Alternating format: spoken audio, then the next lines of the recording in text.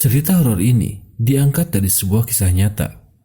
Kisah ini merupakan pengalaman dari seorang asisten rumah tangga yang bekerja untuk mengurus seorang wanita jompo sendirian. Selama mengurus majikannya ini, ia sering mendapatkan teror dari mulai penampakan makhluk halus, suara-suara aneh, bahkan kejadian yang jauh lebih menyeramkan. Ternyata, sang majikan merupakan korban dari guna-guna yang dilakukan oleh adik kandungnya sendiri yang tidak suka kepadanya. Bagaimana akhir dari cerita ini? Mari kita simak ceritanya. Hai, Assalamualaikum warahmatullahi wabarakatuh. Selamat datang di channel Podcom. Pada horror story kali ini, kami akan membacakan sebuah cerita horor yang berasal dari thread cerita dari penulis malam yang berjudul Pengalaman Horor Merawat Majikan Jompo. Jika kalian ingin membaca cerita ini langsung dari sumbernya, silakan kunjungi dan follow akun Twitternya yang linknya sudah kami sertakan di deskripsi. Dan jika berkenan, bantu kami dalam mengembangkan channel ini dengan cara like video ini, subscribe, dan nyalakan lonceng notifikasinya agar kalian tahu cerita-cerita horor terbaru dari Podcom. Bismillahirrohmanirrohim, mari kita mulai ceritanya.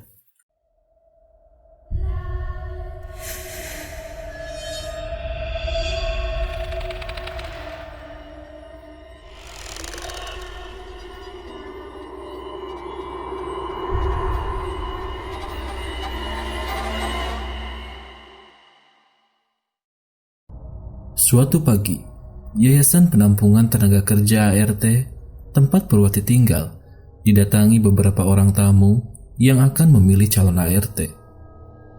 Sebenarnya, pemandangan itu sudah biasa terlihat setiap hari. Tapi kini, yang menjadi pembeda bagi Purwati adalah dirinya ikut dipanggil oleh Ibu Fitri untuk diinterview calon majikannya. Pur, nanti kamu ikut saya ya ke ruangan. Ada calon majikan yang mau mempekerjakan kamu, ucap Ibu Fitri dengan lembut. Enggak Bu, baik, jawab Purwati. Mendengar hal tersebut, Purwati seketika menjadi sumringah. Alhamdulillah ya Allah, semoga saja calon majikanku ini adalah orang baik, gumamnya dalam hati sambil berjalan menuju ke ruangan Ibu Fitri. Assalamualaikum, sapa Purwati dari balik pintu. Waalaikumsalam Pur, silakan masuk. Nih calon majikan kamu sudah menunggu, jawab Ibu Fitri mempersilahkan Purwati untuk masuk. Purwati langsung diajak bersalaman dan duduk bersama sambil ditanyakan seputar pengalaman pekerjaannya oleh Pak Iskandar. Jadi begini Pur, pertama-tama perkenalkan dulu, nama saya Iskandar dan ini istri saya, namanya Mang Jina. Nah, sekarang kami mau tanya, apakah kamu sudah berpengalaman bekerja sebagai ART? Tanya lembut Pak Iskandar.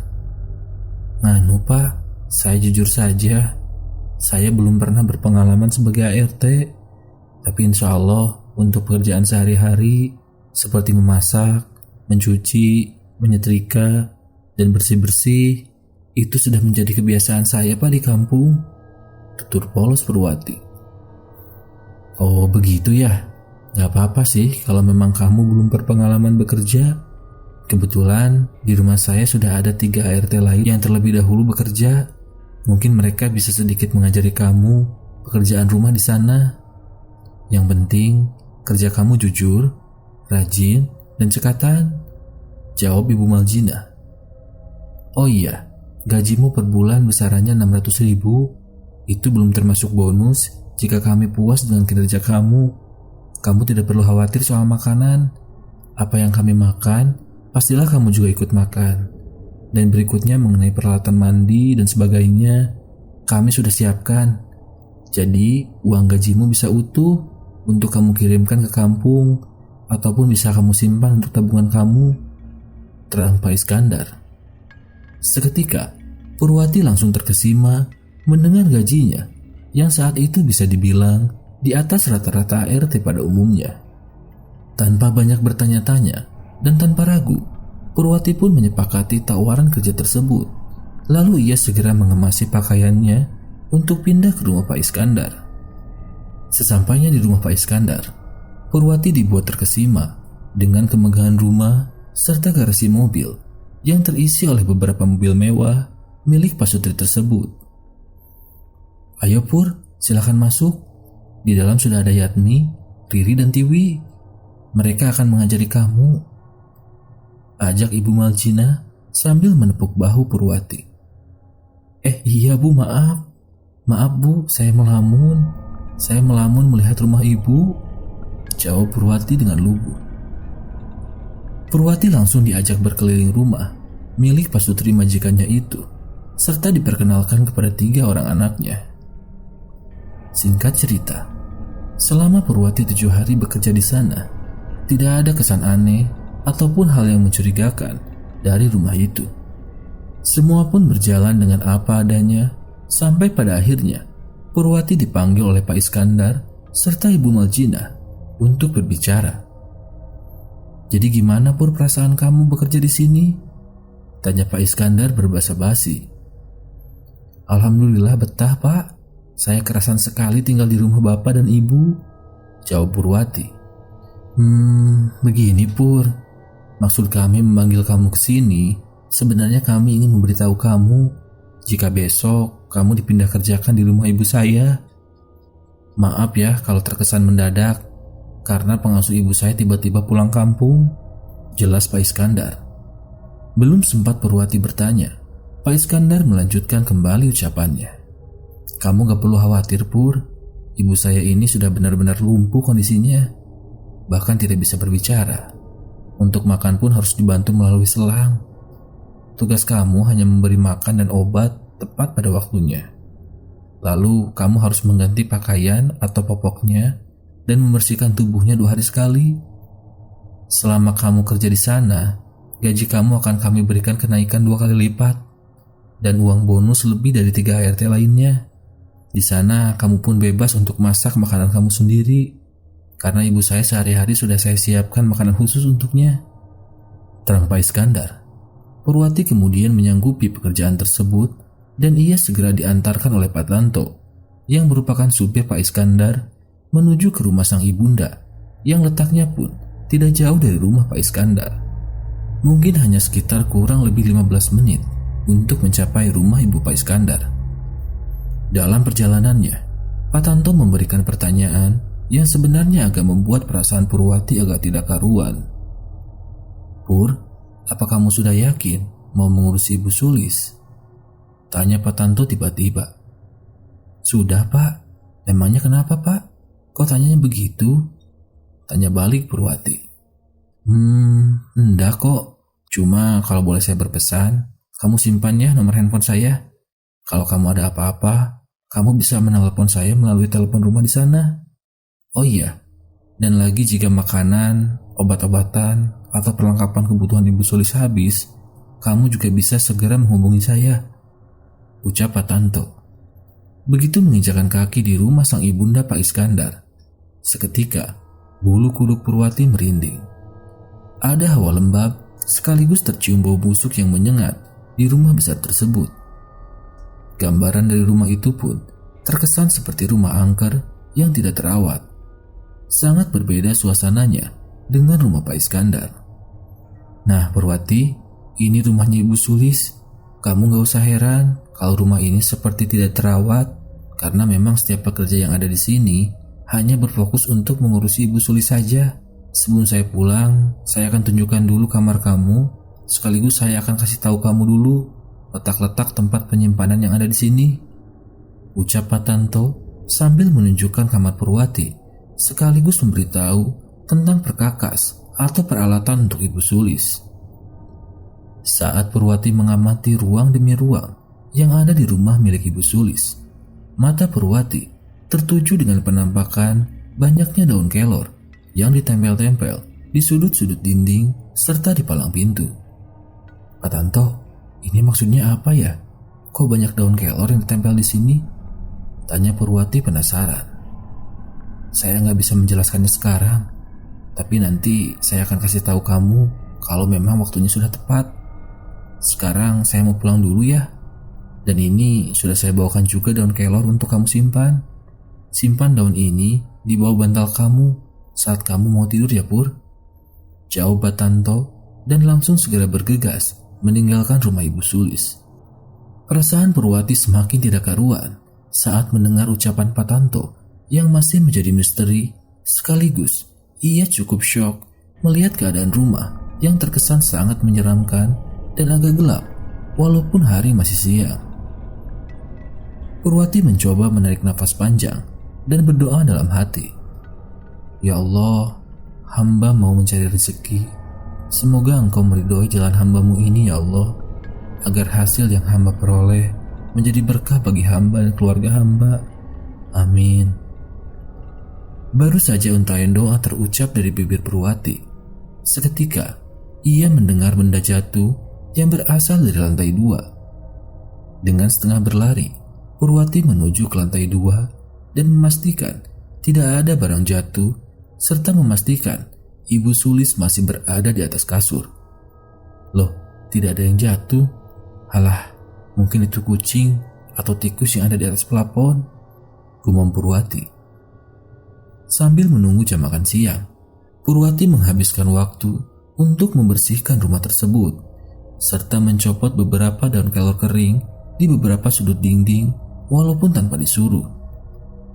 Daun kering gini harus dibuang saja supaya tidak merusak pemandangan, biar nanti tak cari lagi saja gantinya daun kelor yang masih segar di pekarangan rumah, batin Purwati.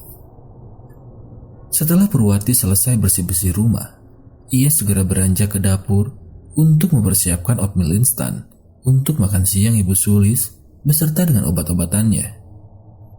Purwati masih ingat akan pesan-pesan majikannya itu. Jika ingin memberi makan Ibu Sulis, harus pada pukul 12 siang, 6 sore, dan 6 pagi, berikut dengan instruksi tata caranya menggunakan selang NGT. Tepat jam 12 siang, Purwati kembali masuk ke dalam kamar Ibu Sulis. Dengan lembut, Purwati membangunkan majikannya yang sepertinya sudah berumur lebih dari 60 tahun. Purwati mengusap-ngusap sang majikan sambil lirih memanggil namanya. Assalamualaikum Bu Sulis. Maaf Bu, Purwati ganggu tidurnya. Sekarang waktunya Ibu Sulis makan siang, dan Ibu harus minum obat ya Bu. Habis itu baru Ibu Sulis boleh tidur lagi. Buka pembicaraan Purwati dengan lembut. Tak lama, Ibu Sulis pun membuka matanya. Namun saat Ibu Sulis membuka matanya, ada tatapan amarah begitu ia pertama kali melihat Purwati ada di hadapannya. Tenang Bu, mungkin Ibu masih asing sama saya karena saya baru hari ini bekerja di rumah Ibu. Oh iya, nama saya Purwati Bu, asal saya dari Jawa Timur. Kalau Ibu namanya Ibu Sulis ya? Salam kenal ya Bu. Doa saya semoga Ibu Sulis bisa segera cepat dipulihkan oleh Allah Subhanahu wa Ta'ala. Amin. Ucap Purwati mengajak berbicara sang majikan sambil kedua tangannya dengan cekatan mengisi selang NGT dengan bubur oatmeal. Purwati mengerti jika sang majikannya itu sudah tidak bisa berbicara lagi. Tapi ia yakin Ibu Sulis masih bisa mendengar suara Purwati. Ada rasa iba manakala Purwati menyaksikan jika sang majikannya itu menderita ketika diberi makan melalui selang dari hidung yang langsung tersambung menuju pencernaan. Bu Sulis gak nyaman ya Bu, tapi sabar ya Bu, ini demi kebaikan Ibu. Kalau Ibu gak makan, nanti Ibu gak akan sembuh. Tutur Purwati mencoba menyemangati Ibu Sulis. Purwati yang sedari tadi agak terganggu dengan bau busuk di kamar Ibu Sulis, kemudian segera membersihkan kamar beliau. Namun, alangkah terkejutnya Purwati saat mendapati bagian tubuh belakang Ibu Sulis sudah ada luka menganga yang dipenuhi belatung serta nanah. Sebenarnya, ini adalah kali pertama Purwati mengurusi orang sakit, apalagi dengan keadaan mengkhawatirkan seperti itu. Namun karena niat dan tekad Purwati yang besar untuk bekerja sungguh-sungguh, ia mengesampingkan rasa jijik serta mualnya saat membersihkan tubuh Ibu Sulis. Dan setelah selesai, Purwati menggantikan baju Ibu Sulis serta membersihkan luka di bagian punggung majikannya itu. Purwati kemudian berniat membawa Ibu Sulis menuju ke lantai 1. "Bu Sulis, maaf ya Bu kalau saya lancang, tapi saya mau Ibu Sulis sesekali pindah tempat ya Bu, biar Ibu tidak jenuh di rumah Ibu sendiri," ucap Purwati seraya membopong tubuh renta Ibu Sulis di pangkuannya ke lantai 1. Purwati lalu merebahkan tubuh Ibu Sulis di sofa sambil menyalakan televisi agar Ibu Sulis merasa tidak jenuh. Sesekali, Purwati masih terus mengajak Ibu Sulis berinteraksi. Walaupun Ibu Sulis tidak bisa berbicara dan sama sekali tidak bergerak, namun kini ada perbedaan dari sorot mata yang terpancar lebih bersahabat dengan Purwati. Bahkan Ibu Sulis sampai menitikkan air mata. Saat Purwati dan Ibu Sulis berada di ruang keluarga, tiba-tiba muncul kembali semilir angin dingin di tekuk Purwati yang seketika membuat ia merinding. Purwati pun dengan jelas mendengar suara, "Pergi kamu dari sini," yang menggema di telinganya. "Astagfirullahaladzim, suara apa itu barusan?" teriak Purwati seketika. Purwati melihat ke arah Ibu Sulis, namun tatap mata beliau seperti menunjukkan ke arah lain dengan mimik wajah yang begitu ketakutan. Saat Purwati menoleh ke arah yang sama dengan tatapan Ibu Sulis, nyatanya di sana ia melihat ada sebuah siluet bayangan hitam yang tiba-tiba hilang menembus tembok. Sontak, kejadian tersebut membuat lutut Purwati lemas seketika. Rupanya kejadian itu membuat Purwati merasa tidak betah bekerja di rumah Ibu Sulis. Purwati pun segera menelpon Pak Tanto berbekal secari kertas nomor HP beliau yang sengaja ditinggalkan. "Assalamualaikum Pak Tanto, ini saya Purwati Pak. Nganu, apa Bapak bisa kesini segera Pak?" ucap Purwati agak gelagapan. "Waalaikumsalam Pur. Loh, ada apa? Kok kamu seperti orang panik begitu Pur?" tanya Pak Tanto di seberang sana. "Pokoknya saya minta tolong Pak, Bapak cepat kesini ya Pak. Sekali lagi saya benar-benar minta tolong Pak." Tak lama setelah Purwati merengek di telepon, Pak Tanto segera datang. Begitu Pak Tanto masuk ke dalam rumah, ia tersengaja melihat ke arah sudut dinding dan palang pintu jika daun kelor yang dipasang sudah tidak ada pada tempatnya.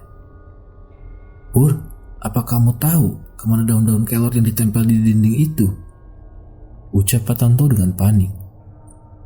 "Nganu Pak Tanto, tadi beberapa daun kelor yang sudah kering itu memang sengaja saya buang Pak. Niatnya nanti saya mau menggantinya dengan daun kelor yang baru," jawab Purwati. "Aduh Purwati, kamu jangan sembrono begitu. Tunggu sebentar, saya mau mencarikan dulu daun kelor di pekarangan rumah untuk ditempelkan kembali," bentak Pak Tanto sambil dirinya bergegas mencarikan daun kelor. Dalam hitungan detik, Pak Tanto dengan cepat kembali ke dalam rumah sambil membawa lebih banyak daun kelor yang kemudian ia tempel-tempelkan di dinding dengan menggunakan solatip. Melihat hal tersebut, Purwati merasa heran dengan sikap aneh Pak Tanto. Sesudah Pak Tanto selesai, barulah kemudian ia membuka suara. "Tadi ada apa Pur kamu telepon saya? Bikin panik saja kamu ini Pur. Untung saya masih ada di rumah. Coba kalau saya ada di luar kota dengan Pak Iskandar, gimana?" cecar Pak Tanto. "Maaf ya Pak, saya nggak bermaksud buat Bapak panik. Tapi ada hal yang perlu saya sampaikan sama Bapak," jawab Purwati tidak enak hati. "Ya sudah nggak apa-apa Pur, sekarang kamu jawab aja. Ada perlu apa sampai kamu telepon saya panik begitu?" tanya Pak Tanto. "Pak, sepertinya saya mau kembali lagi ke rumah Pak Iskandar. Saya nggak betah di sini Pak, saya takut." Belum selesai Purwati bercerita, Pak Tanto langsung memotong pembicaraan Purwati. "Kamu barusan melihat atau merasakan ada hal-hal aneh di rumah ini ya? Pasti itu kan sebabnya kamu takut?" tanya Pak Tanto. Iya Pak, betul. Saya takut sekali Pak. Penampakan itu benar-benar jelas terlihat, walaupun saat ini masih siang bolong," jawab Purwati tergagap. Pak Tanto kemudian menghela nafas sebelum bercerita. Sepertinya saya harus kasih tahu kamu kenapa di rumah ini banyak ditempel daun kelor. Termasuk tadi pun saya menitipkan daun kelor untuk kamu simpan sendiri, Pur, kata Pak Tanto. Pak Tanto kemudian menjelaskan karena di rumah itu sedang dikuasai oleh dedemit yang akan mengincar nyawa Ibu Sulis. Untuk penghalang gangguan jin atau dedemit itu, dipergunakanlah daun kelor yang sengaja ditempelkan di palang pintu serta di sudut-sudut dinding. Makhluk-makhluk itu tidak akan berani menampakkan diri ataupun mengganggu selagi di dalam rumah masih ditempelkan daun-daun kelor. Kok ia nggak disolati atau dipanggilkan kiai saja, Pak Tanto, untuk mengusir hal-hal seperti itu di rumah ini? Tanya polos Purwati. Kamu ini nggak tahu apa-apa, Pur. Sekarang semua sudah aman. Saya sudah menempelkan daun-daun itu banyak di sini. Kamu gak perlu takut lagi. Tugasmu hanya mengurusi Ibu Sulis dan tidak perlu capek-capek mengurusi rumah. Oh iya, satu lagi. Kamu harus ingat, jika gaji kamu di rumah Ibu Sulis berbeda dengan gaji para ART lain. Jangan sia-siakan kesempatan itu loh, Pur. Ceroces Pak Tanto mencoba meyakinkan Purwati. Untuk sesaat, Purwati merenung. Ia berpikir, jika benar yang dikatakan oleh Pak Tanto bahwa daun kelor itu bisa menangkal dedemit, mungkin ia akan bertahan mengurusi Ibu Sulis. Ya sudah kalau begitu, Pak, saya coba dulu semampu saya bertahan. Tapi kalau saya masih gak betah gimana, Pak? Tanya Purwati. Gampang itu. Kalau memang kamu sudah benar-benar gak kuat, ya wis, saya bisa apa? Tapi jangan sekali-kali kamu kabur ya, Pur. Kalau kamu kabur, malah nyawa kamu yang jadi ancaman, ungkap Pak Tanto. Loh, kok semakin menakutkan sih, Pak, bahasanya? Jangan buat saya takut dong, Pak, rengek Purwati lagi. Saya serius, Pur. Kalau kamu sudah gak kuat, ya wis gak apa-apa. Tapi Boya dicoba dulu. Sekarang kan sudah aman dengan daun kelor itu. Ingat ya, jangan sekali-kali kamu kabur, atau nanti kamu akan terus dihantui oleh penghuni rumah ini, kata Pak Tanto. Pak Tanto pun segera berpamitan saat handphonenya kembali berdering. Pur, saya pulang dulu ya. Ini Ibu Maljina sudah telepon saya. Saya mau menjemput ibu di salon, pungkasnya sambil setengah berlari keluar. Kini, kembali lagi di rumah yang besar itu, hanya tersisa Purwati serta Ibu Sulis yang sudah tidak berdaya. Ada sebuah beban di benak Purwati, antara meneruskan pekerjaannya atau ia ingin pulang ke kampung. Beruntunglah, Purwati masih ingat dengan adiknya yang masih duduk di bangku sekolah dasar dan juga sang ayah yang memiliki riwayat penyakit TBC. Sehingga ia mau tidak mau menjadi tulang punggung keluarga menggantikan tugas sang ayah. Memasuki jam 6 sore, Purwati dengan sigap telah menyiapkan makanan untuk Ibu Sulis beserta dengan obat-obatannya. Purwati merasa senang, berarti tugasnya di hari pertama ini hampir selesai setelah memberikan makanan untuk Ibu Sulis. Tapi nyatanya, saat ingin diberikan makanan melalui selang NGT, tubuh Ibu Sulis tiba-tiba mengejang dan matanya pun ikut mendelik. Purwati kala itu semakin panik, manakala semua pencahayaan lampu di rumah itu ikut berkedip. Dan terdengar suara-suara manusia yang saling berbisik. Dalam kepanikan dan rasa takut Purwati, ia hanya bisa menutupi wajahnya sambil melantunkan doa-doa dalam hati. Beruntunglah, kejadian aneh tersebut tak berlangsung lama dan keadaan kembali seperti biasa. Purwati kemudian langsung memeluk sang majikannya yang tidak sadarkan diri dan berulang kali dengan lirih memanggil namanya. Bu Sulis, Bu Sulis, bangun Bu. Beberapa kali Purwati membangunkan sang majikan sampai pada akhirnya Ibu Sulis bisa membuka mata. Ada rasa lega saat mengetahui sang majikannya bisa tersadar. Purwati lalu melihat Ibu Sulis mengeluarkan air mata dan entah mengapa kembali muncul rasa iba. Purwati kemudian teringat saat terakhir kali ia menyaksikan ibunya meninggal dunia tanpa sempat Purwati mengurusnya. Dalam batinnya, ia kemudian berjanji akan mengurusi Ibu Sulis semampu dirinya. Purwati mengurungkan niat untuk menelpon Pak Tanto perihal kejadian aneh barusan. Bagi Purwati, kini keadaan sang majikan menjadi lebih baik. Ketika Purwati sedang asik menonton televisi di ruang keluarga bersama dengan Ibu Sulis, sekitar pukul jam 9 malam, rupanya Ibu Sulis sudah tertidur di sofa. Purwati lalu berinisiatif kembali membopong tubuh renta Ibu Sulis menuju ke lantai 2 dan merebahkan tubuhnya di kasur. Sebelum Purwati keluar kamar, ia sempat mengusap-ngusap lengan sang majikannya itu. "Ibu bobo ya yang lelap. Besok pagi Purwati bangunin lagi," ucap Purwati. Purwati yang masih belum mau tidur, ia memutuskan untuk kembali menonton televisi di ruang keluarga yang kebetulan saat itu acaranya sedang seru untuk ditonton. Tapi alangkah kagetnya Purwati saat melihat di lantai 1, ternyata sang majikan masih rebahan di sofa dengan posisi yang sama. Purwati seketika syok dan melihat ke dalam kamar sekali lagi untuk memastikan jika sang majikan sudah benar-benar ia angkat. Tapi ternyata tidak ada siapapun di kamar itu. Wajah Purwati mendadak pucat, lidahnya terasa getir, tubuhnya bergetar hebat, dan peluh pun mulai bercucuran di kening Purwati. Ia ingat jika tadi ia benar-benar merasa telah membopong majikannya itu ke lantai 2. Saking ketakutannya Purwati saat itu, sampai tidak berani untuk mendekati Ibu Sulis yang masih tertidur di atas sofa. Purwati memilih berlari menuju kamarnya, mengunci pintu, serta mengambil daun kelor yang Pak Tanto berikan dan ia simpan di bawah bantal. Lantunan dan subuh rupanya telah membangunkan Purwati dari tidurnya. Tak menyia-nyiakan waktu, Purwati langsung bergegas mengambil wudhu dan menunaikan sholat subuh.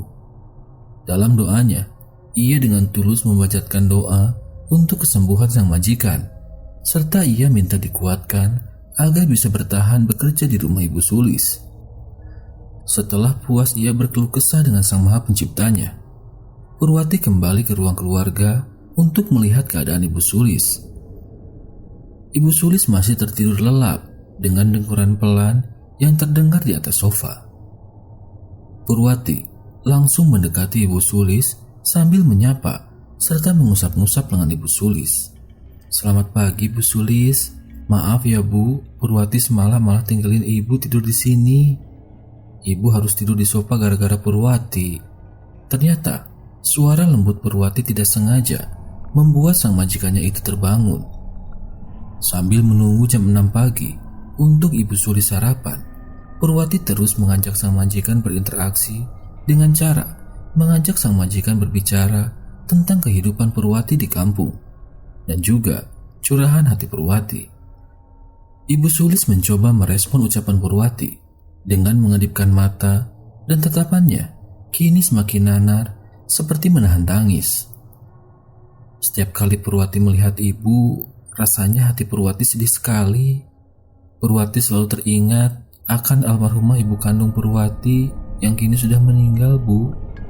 Ngomong-ngomong, ibu gak keberatan kan kalau Purwati anggap Ibu Sulis layaknya ibu atau nenek Purwati sendiri? Kalau ibu memperbolehkan, coba dong kedipkan matanya 3 kali ya, pinta Purwati sambil tersenyum hangat. Ibu Sulis pun merespon dengan mengedipkan matanya 3 kali sesuai permintaan Purwati. Purwati tersenyum girang saat mengetahui sang majikannya bisa merespon sesuai permintaannya. Maklum saja, sedari kecil memang Purwati kurang merasakan kasih sayang sosok seorang ibu atau neneknya karena mereka sudah terlebih dahulu berpulang. Jadi saat ini, Purwati seperti menemukan sebuah ikatan batin dengan Ibu Sulis. Setelah Purwati puas berbicara ngalor ngidul dengan sang majikan, Purwati ingat akan tugasnya untuk memberi makan Ibu Sulis dan memberikannya obat-obatan. "Ibu, sekarang kalau diurus sama Purwati, Ibu dibersihkan badannya setiap sehari sekali ya Bu, biar luka Ibu cepat sembuh. Dan biar Ibu Sulis nyaman kalau tubuh Ibu Sulis bersih," ucap Purwati sambil memboyong tubuh Ibu Sulis ke dalam kamar mandi untuk dimandikan setelah memberikan sarapan. Ketika Purwati sedang fokus memandikan Ibu Sulis, kembali muncul keanehan lagi. Kini, ia dengan jelas mendengar suara pintu dibanting dengan kuat. Brak! Sampai Purwati berkali-kali beristighfar. Kejadian tersebut sekaligus membuat mata Ibu Sulis kembali mendelik. Bibirnya yang terkunci seketika bisa terbuka menganga lebar. Tubuhnya pun kini mengejang kembali seperti kemarin. Purwati yang sudah kalang kabut untuk kedua kalinya, ia kemudian mencoba menelpon kembali Pak Tanto pagi itu. Assalamualaikum Pak Tanto. Tolong Pak, tolong. Ibu kejang-kejang Pak, ucap panik Purwati. Oh, kejang-kejang. Ya wis, sudah biasa itu. Nanti sembuh sendiri kok. Kalau dalam keadaan seperti itu, kamu ambil saja daun kelor di pekarangan rumah dan segera tempelkan di tubuh Ibu Sulis. Pasti tidak lama akan sembuh kok, jawab Pak Tanto dengan nada yang datar. Tunggu ya, saya pasti mampir ke situ Pur. Setelah saya antar 3 anak Pak Iskandar ke sekolah. Kebetulan saya juga mau antar popok untuk Ibu Sulis, serta saya ingin mengantar makanan beliau, titipan Pak Iskandar, sambung Pak Tanto. Setelah telepon itu ditutup, Purwati kembali mengambil daun kelor di pekarangan rumah dan menempelkannya di bahu sang majikan.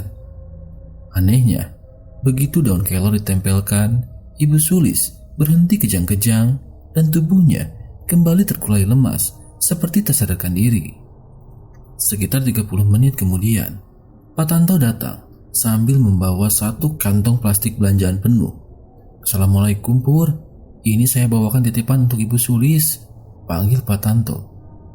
Purwati pun segera menemui Pak Tanto dan mencecar Pak Tanto dengan berbagai pertanyaan. Pak Tanto, saya ini memang udik, saya memang dari kampung, tapi Boya tolong, saya ini jangan dibodoh-bodohi terus loh Pak. Sekarang Pak Tanto cerita sama saya apa yang sebenarnya terjadi dengan Ibu Sulis. Kalau memang seperti ini terus, lebih baik saya berhenti saja Pak bekerja dari sini, cecar Purwati dengan nada yang kesal.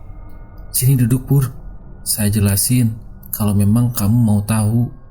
Sebelumnya maaf loh ya, bukan saya nggak mau jujur, tapi belum selesai Pak Tanto bercerita, Purwati sudah terlebih dahulu menyelak pembicaraannya. Tapi apa Pak? Tapi mau menumbalkan saya di rumah ini? Teriak Purwati yang sebenarnya merasa sudah tidak kuat dengan gangguan makhluk halus walaupun baru 2 hari bekerja di rumah sang majikan.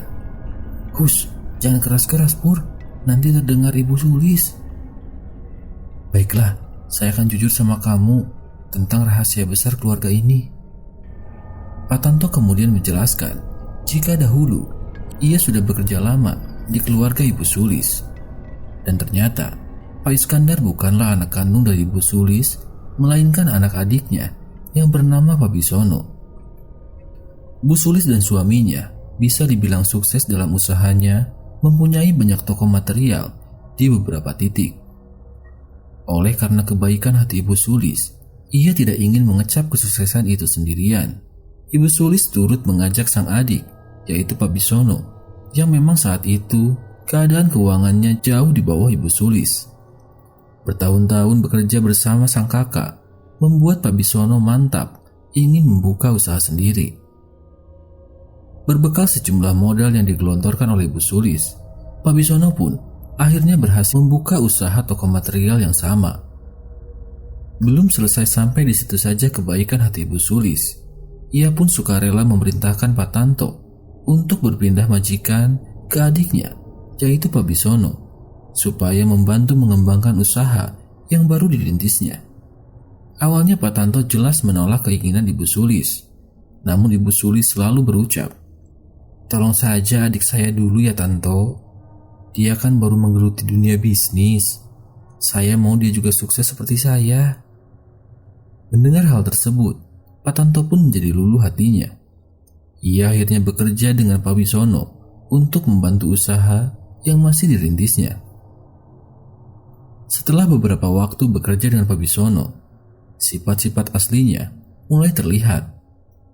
Pak Bisono rupanya bukan orang yang bijak seperti Ibu Sulis dalam mengelola uang. Uang keuntungan hasil usahanya dipakai untuk berfoya-foya, berjudi, dan bermabuk-mabukan. Beberapa kali, Pak Tanto menasehati Pak Bisono untuk bersikap lebih bijak dalam mengatur keuangan serta usahanya. Namun nasihat itu hanya sia-sia belaka. Sering kali pun Pak Tanto mendapatkan omelan dan makian yang terkadang membuat Pak Tanto sendiri geram oleh Pak Bisono. Singkat cerita, alih-alih Pak Bisono ini seperti tidak suka dengan kehadiran Pak Tanto dalam usahanya, ia malah menjadikan Pak Tanto seorang supir pribadi. Pak Tanto sempat berkeluh kesah kepada sang majikan lamanya, yaitu Ibu Sulis, perkara dirinya yang dijadikan supir pribadi. Sudah, kalau semisalnya gajimu kurang, kamu datang ke saya. Saya akan kasih kamu uang tambahan, Tanto. Yang penting, kamu bisa terus memantau adik saya Bisono. Saya khawatir dengan adik saya itu. Sebelum almarhum bapak dan ibu meninggal, ia berulang kali menitipkan Bisono kepada saya. Karena sedari kecil, sifat Bisono ini agak sedikit lain dari anak-anak sebayanya, ucap Bu Sulis. Pak Tanto pun menuruti saja kemauan Ibu Sulis. Setelah ia pikir-pikir, alangkah baiknya memang jika ia cukup menjadi supir pribadi tanpa harus pusing memikirkan bisnis yang dikelola oleh Pak Bisono. Suatu waktu, ia diminta untuk mengantar Pak Bisono ke rumah Ibu Sulis. Saat berada di rumah Ibu Sulis, muncul percekcokan besar antara Pak Bisono serta Ibu Sulis dan suaminya, sampai percekcokan tersebut terdengar oleh Pak Tanto. Inti dari percekcokan itu sebenarnya Pak Bisono meminta modal tambahan untuk usahanya yang hampir pailit kala itu. Tapi justru permintaan itu ditolak mentah-mentah oleh Pak Bahri, suami dari Ibu Sulis, dan juga Ibu Sulis sendiri. Dari mulai waktu itu, Pak Bisono menjadi sering uring-uringan karena tak mendapat modal dan meminta diantar Pak Tanto ke tempat-tempat aneh di pelosok-pelosok. Pak Tanto sempat bertanya, mau kemana dan untuk apa? Namun jawabannya selalu sama. Saya mau ke dukun, saya mau cari uang.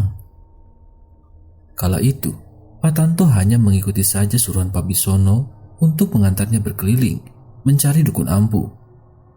Tanpa ia sadari, ternyata itu adalah awal mula petaka yang harus dihadapi oleh Ibu Sulis dan keluarganya.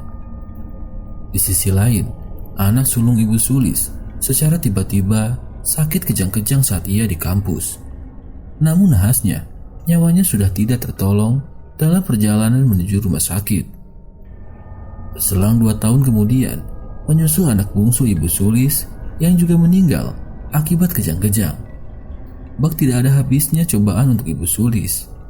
Tak memakan waktu lama, dari kematian anak keduanya, sang suami pun harus menghadap sang pencipta karena sakit yang misterius.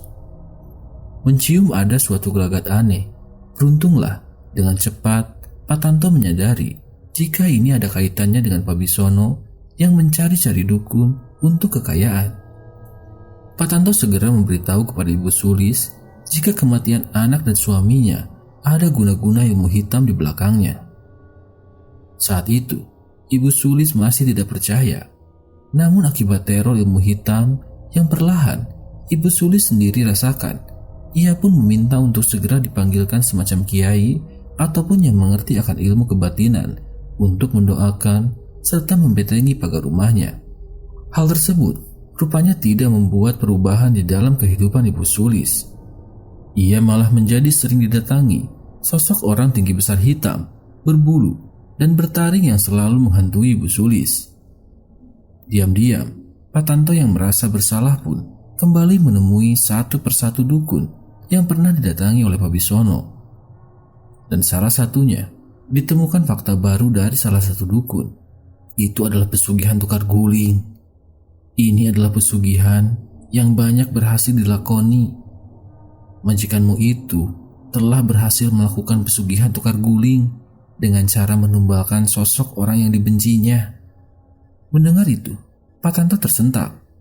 Ia seakan tidak percaya jika Pak Bisono tega melakukan hal tersebut. Andaikan saja jika Pak Tanto ikut menguping pembicaraan Pak Bisono dengan si dukun, mungkin lebih cepat Pak Tanto bisa melindungi keluarga Ibu Sulis. Sebab setiap kali Pak Tanto mengantarkan Pak Bisono ke rumah dukun-dukun, pastilah Pak Tanto tidak diperbolehkan ikut masuk dan mendengarkan percakapan mereka.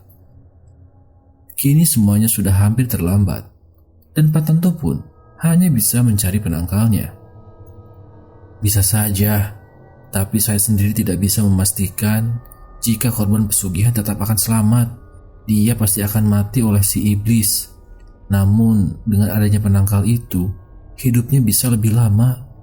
Dan lagi, jika perjanjian tukar guling itu melebihi waktu yang ditentukan karena korbannya belum juga meninggal, bisa jadi bosmu sendiri yang akan menjadi tumbalnya, ucap si dukun.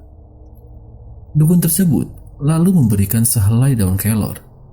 Ia pun berpesan jika sebaiknya daun kelor tersebut disimpan di dalam rumah korban di setiap sudut rumah untuk menjaga iblis itu datang menjemput Ibu Sulis. Dan itulah cikal bakal mengapa banyak daun kelor yang ditempel-tempelkan di rumah Ibu Sulis. Setelah menyulut sebatang rokok, Pak Tanto kembali menambahkan ceritanya. Jika Pak Bisono sudah meninggal akibat ulahnya sendiri, dan anaknya yang bernama Pak Iskandar sempat diurus oleh Ibu Sulis, walaupun ia tahu yang membuat perlakuan keji itu adalah Pak Bisono. Lama-kelamaan, kondisi Ibu Sulis semakin memprihatinkan. Walaupun rumahnya sudah banyak ditempelkan daun kelor, rupanya si iblis masih saja mengincar jiwa Ibu Sulis. Sebelum Ibu Sulis jatuh lumpuh seperti sekarang, ia sempat memanggil Pak Iskandar yang sudah beranjak dewasa dan menceritakan semua kebenaran yang dialami oleh Ibu Sulis. Oleh karena rasa penyesalan yang dalam tersebut, sampai detik ini, Pak Iskandar tak kuasa bertemu dengan Ibu Sulis. Ia hanya menitipkan Ibu Sulis kepada ART di rumah beliau serta Pak Tanto yang juga bertugas untuk menjaga Ibu Sulis. Mendengar semua cerita pahit tersebut, Purwati pun ikut menangis. Ia tidak menyangka ternyata sang majikan jomponya itu sebenarnya memiliki hati bak malaikat. Namun sayang, orang terdekatnya sendiri yang dengan tega menghancurkan kebahagiaan Ibu Sulis. Bukannya Purwati menjadi takut, ia malah semakin berani untuk menjaga Ibu Sulis dari segala macam gangguan yang ada di rumah itu. Lalu apa benar Pak Tanto mengenai ART yang meninggal jika kabur itu? Tanya polos Purwati sambil sesegukan. Oh itu ya, itu nggak bener sih. Cuma sejujurnya sudah sering kali ART di rumah Ibu Sulis ini banyak yang kabur karena ketakutan. Mereka pasti takut dengan banyaknya kejadian mistis di seputaran rumah ini, pukasnya. Setelah menghabiskan sebatang rokoknya dan berbicara panjang lebar mengenai rahasia keluarga Ibu Sulis, Pak Tanto lalu pamit pulang. Purwati pun kembali menjalankan aktivitasnya merawat dan menemani Ibu Sulis seperti biasa. Menjelang malam hari, saat Purwati lapar ingin memasak mie instan di dapur, Purwati dikagetkan dengan pantulan bayangan Ibu Sulis di kaca dapur yang sedang berdiri dan menatap tajam dirinya dari belakang. Astagfirullahaladzim, ucap Purwati sambil refleks menengok ke arah belakang. Bulu kuduk Purwati seketika berdiri karena ia ingat sang majikannya itu lumpuh dan tidak bisa berdiri. Walaupun agak sedikit membuat takut dan terkejut, namun Purwati tidak gentar. Muncul keberanian yang entah dari mana datangnya untuk tidak takut menghadapi gangguan teror yang ada di rumah Ibu Sulis. Ia segera melantunkan ayat kursi yang sudah di luar kepalanya serta bibirnya terus-menerus menguntai zikir kepada Yang Maha Kuasa. Tak hanya berhenti sampai di situ saja gangguan yang dialami oleh Purwati. Saat malam hari Purwati tertidur, ia terbangun karena mendengar dengkuran Ibu Sulis yang seperti ada di dekatnya. Sontak, Purwati langsung melihat ke arah sisi tempat tidur, tapi memang tidak ada orang selain dirinya di kamar. Tak mau ambil pusing, Purwati kembali melanjutkan tidurnya lagi. Namun, suara dengkuran itu semakin keras terdengar, sehingga membuat Purwati penasaran melihat ke arah sumber suara yang rupanya suara itu berasal dari bawah tempat tidurnya. Mata Purwati seketika terbelalak saat melihat ternyata di bawah tempat tidur ada Ibu Sulis yang sedang berbaring dengan mulut menyeringai serta tatapan mata yang kosong dan rambut putih panjangnya yang terurai menoleh ke arah Purwati. Purwati menjerit histeris dan berlari ke kamar Ibu Sulis. Purwati tidak peduli dirinya dianggap lancang karena memilih tidur satu ranjang dengan sang majikan. Sebab Purwati benar-benar dibuat kelang kabut ketakutan. Di keesokan harinya, Purwati memberanikan diri untuk meminta teman seorang ART lain yang mungkin bisa menemani Purwati di rumah Ibu Sulis. Purwati beranggapan jika ia ada teman lagi, mungkin Purwati tidak begitu ketakutan. Hal tersebut ia utarakan kepada Pak Tanto. "Oh, begitu permintaanmu, Topur. Tapi sepertinya Pak Iskandar tidak akan setuju. Soalnya pernah ada 2, bahkan 3 ART sekaligus di rumah Ibu Sulis, tapi tetap saja mereka kabur. Selain itu, menurut Pak Iskandar, jika ada 2 ART di rumah Ibu Sulis, mereka jadi tidak akan fokus merawat Ibu Sulis dan malah asik menggosip, dan tentunya sibuk menonton TV saja kerjanya." Mendengar jawaban Pak Tanto, Purwati hanya bisa menelan ludah. Ia mengerti jika kemauannya itu hanya akan sia-sia saja. Tidak ada pilihan lain bagi Purwati. Ia mau tidak mau harus berjuang sendiri di rumah sang majikan itu sampai waktu yang tidak ditentukan. Hari ke hari tidak pernah terlewatkan satupun kejadian mistis yang dialami oleh Purwati. Dari mulai skala kecil seperti melihat sekelebat bayangan hitam, suara deru nafas di telinga Purwati, suara derap langkah yang berjalan menuju lantai 2, kemudian berlanjut ke teror dengan skala mulai mengganggu, seperti rep-repan oleh berbagai macam bentuk dedemit, mulai dari kuntilanak, pocong, sampai dengan sosok genderuwo. Lalu terdengar suara orang yang memanggil nama Purwati dengan nada seperti berbisik-bisik. Suara pintu yang dibanting dengan keras, benda yang bergeser dengan sendirinya, dan yang paling akhir adalah kategori skala teror yang sangat mengganggu, yaitu sosok yang menyerupai Ibu Sulis namun dengan wajah yang mengerikan. Serta seringkali kedua pergelangan kaki Purwati seperti terasa ada tangan dingin yang mencengkram kuat sehingga membuat Purwati sulit untuk bergerak. Entah karena Purwati memiliki tekad sebesar gunung untuk mencari nafkah, semua ketakutan itu perlahan sirna dan bahkan Purwati bisa berdamai dengan lingkungan sekitarnya itu. Kabar baiknya, Purwati sendiri bisa memecahkan rekor sebagai ART atau pengasuh Ibu Sulis yang bekerja paling lama selama 2,5 bulan. Akhir dari kisah horor Purwati adalah berhenti bekerja di rumah Ibu Sulis karena memang Ibu Sulis telah meninggal dunia pada tahun 2002 di bulan September pada tanggal 11. Seminggu sebelum Ibu Sulis meninggal, Purwati sempat dimimpikan didatangi oleh 2 anak remaja serta seorang pria yang mungkin berusia 40 tahunan. Mereka tidak berbicara apa-apa kepada Purwati, namun hanya menyunggingkan senyum yang hangat. Mimpi itu sangat jelas dan seperti nyata di ingatan Purwati. Saat Purwati membersihkan meja-meja yang berdebu di kamar Ibu Sulis, ia tidak sengaja melihat foto usang keluarga Ibu Sulis yang masih utuh. Purwati seketika tersadar jika 2 remaja tersebut dan seorang laki-laki yang berumur lebih dari 40 tahun itu rupanya adalah kedua anak dan suami Ibu Sulis yang sudah meninggal. "Ibu Sulis sudah ada saya yang menjaga, kalian tidak usah khawatir," batin Purwati sambil menatap foto usang itu lekat-lekat. Menjelang 2 hari sebelum kematian sang majikan, Purwati kembali dimimpikan hal yang agak sedikit aneh lagi. Dalam mimpinya itu, Purwati melihat Ibu Sulis namun dengan keadaan yang sehat dan bugar. "Do, terima kasih ya, kamu sudah mau merawat ibu dengan penuh cinta.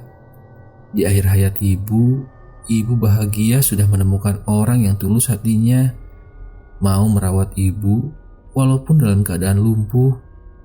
Ibu bisa mendengar semua keluh kesah kamu, Nak. Dalam relung hati ibu ikut mendoakanmu juga agar kamu bisa meraih apa yang kamu cita-citakan." Setelah mendengar ucapan tersebut, kemudian Purwati terbangun seketika dari mimpinya pagi itu. Ketika ia menyapa dan mengusap lengan sang majikan, barulah Purwati menyadari jika suhu tubuh Ibu Sulis panas sekali kala itu. Purwati segera mencoba mengompres dengan air dingin sang majikannya itu. Namun, suhu tubuhnya semakin panas saja. Purwati pun meminta Pak Tanto memberikan obat penurun panas untuk Ibu Sulis. Tapi setelah ditunggu sampai larut malam, suhu tubuhnya yang ada malah semakin tinggi. Terakhir kali, Ibu Sulis mengalami kejang-kejang dan sempat dilarikan ke rumah sakit. Namun dirinya dinyatakan telah meninggal setelah mendapat penanganan selama 30 menit di ruang UGD. Sepeninggal Ibu Sulis, nampak sepertinya Purwati agak terpukul. Karena ikatan batin yang dirasakan oleh Purwati, ia benar-benar merasakan kehilangan sosok sang majikannya itu. "Pur, bisa kamu ikut sama kami?" ucap Pak Iskandar dan istrinya saat di rumah sakit. Dengan mata yang masih sembab, kemudian Purwati mengikuti Pak Iskandar serta Ibu Maljinah ke dalam mobil. Purwati bertanya-tanya apa yang akan mereka bicarakan. Dan pikirannya pun layang-layang kemana-mana jika Purwati akan disalahkan atas kematian Ibu Sulis. "Pur, kami memanggil kamu ke sini karena kami ingin memberi kamu sedikit dari rezeki kami sebagai bentuk dedikasi kamu telah mengurus Ibu Sulis. Kami pun mendengar dari Pak Tanto pekerjaan kamu selama 2,5 bulan untuk merawat Ibu Sulis dengan penuh perhatian. Kamu tidak hanya mengurusi beliau dengan sepenuh hati, tapi juga bisa merawat rumah yang sebelumnya kotor dan tidak terurus, kini layak dihuni sepeninggal Ibu Sulis. Sekarang, terimalah ini, sedikit dari apa yang bisa kami berikan untuk kamu," ucap Pak Iskandar sambil memberikan satu amplop coklat tebal. "Untuk selanjutnya, apa kamu masih mau bekerja menunggu dan merawat rumah bekas Ibu Sulis? Atau kamu mau pulang saja ke kampung?" tanya Ibu Maljinah melanjutkan percakapan suaminya. "Sepertinya Purwati mau pulang saja, Bu, ke kampung. Terima kasih atas kebaikan Ibu dan Bapak sudah mau menjadikan Purwati ART di rumah kalian, dan Purwati pun diberikan kesempatan mengurusi mendiang Ibu Sulis." Jawaban Purwati lugas untuk menolak tawaran bekerja di rumah tersebut karena ia merasa jika tugas utamanya sudah selesai. "Ya sudah, baiklah kalau begitu. Biar besok Pak Tanto yang akan mengantar kamu ke stasiun untuk kamu bisa pulang ke kampungmu," jawab Pak Iskandar. Dalam perjalanan pulang menuju kampung halaman, Purwati melihat amplop coklat yang diberikan oleh Pak Iskandar. Dan setelah ia membuka amplop tersebut, Purwati terkejut dengan nominal uang sebesar 15 juta rupiah.